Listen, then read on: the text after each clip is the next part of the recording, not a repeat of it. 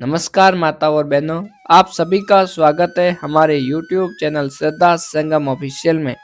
आज मैं आपके लिए भगवान श्री कृष्ण की बहुत ही बढ़िया कहानी लेकर आया हूँ। आपको पता चलेगा कि भगवान श्री कृष्ण का नाम लड्डू गोपाल कैसे पड़ा। वैसे तो भगवान श्री कृष्ण के बहुत सारे नाम हैं, लेकिन लड्डू गोपाल के नाम से जुड़ी है बहुत ही बढ़िया कहानी मैं आपके लिए लेकर आया हूँ। तो बहुत समय पहले ब्रज भूमि में भगवान श्री कृष्ण के बहुत ही परम भक्त हुआ करते थे, जिनका नाम कुंभन दास जी था। उनके पास भगवान श्री कृष्ण की एक बांसुरी बजाते हुए प्रतिमा थी, जिनकी वह दिन रात सेवा किया करते थे और उस मूर्ति को छोड़कर कहीं नहीं जाते थे, क्योंकि उनका मानना था कि अगर वह कहीं चली गई तो ठाकुर जी की सेवा ठीक से नहीं हो पाएगी।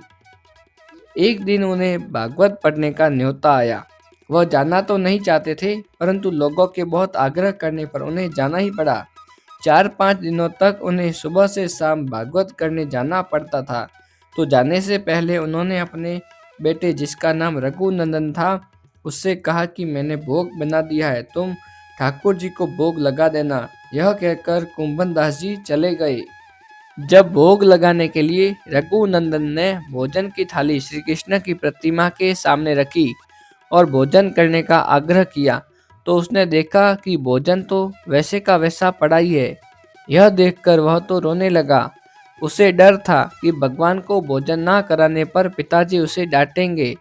उसने श्री कृष्ण से कहा कि आप भोजन करने क्यों नहीं आ रहे हो, मेरे पिताजी मुझसे नाराज हो जाएंगे।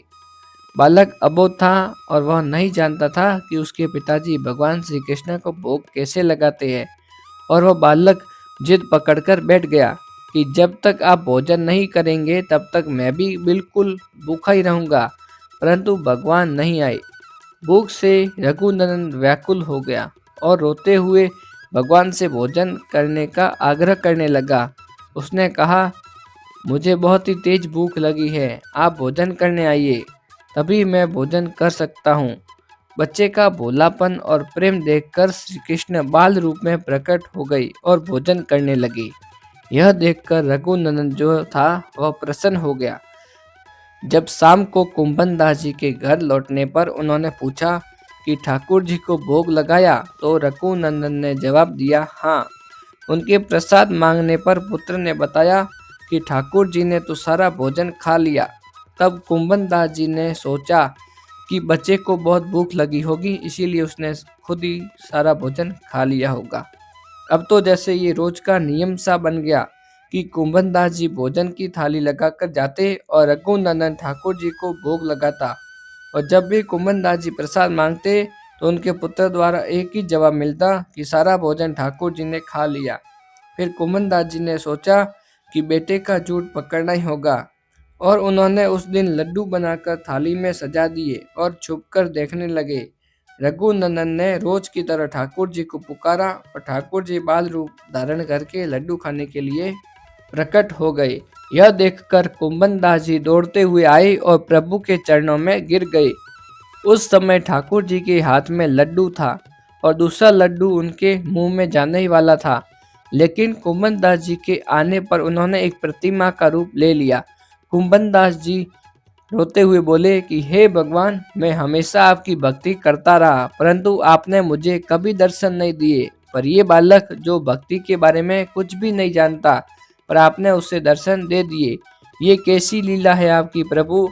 तभी ही आकाशवाणी हुई, बालक का मन सच्चा है और उसका मन निर्मल है। इसके मन में किसी के लिए कोई भी छल कपट नहीं है, इसीलिए मुझे आना पड़ा। जो भी मुझे सच्चे मन से याद करता है, मैं सदैव उसके साथ रहता हूँ। लड्डू हाथ में लिए जिस रूप में श्री कृष्ण ने प्रतिमा का रूप ले लिया था, भगवान श्री कृष्ण के उसी रूप को लड्डू गोपाल कहा जाने लगा। इसी रूप में उनकी पूजा होने लगी। तो यदि यह वीडियो आपको पसंद आए तो हमारे वीडियो को लाइक करना, शेयर करना और ऐसी ही मज़ेदार कहानियाँ सुनने के लिए हमारे चैनल श्रद्धा संगम ऑफिशियल को सब्सक्राइब जरूर कीजिएगा।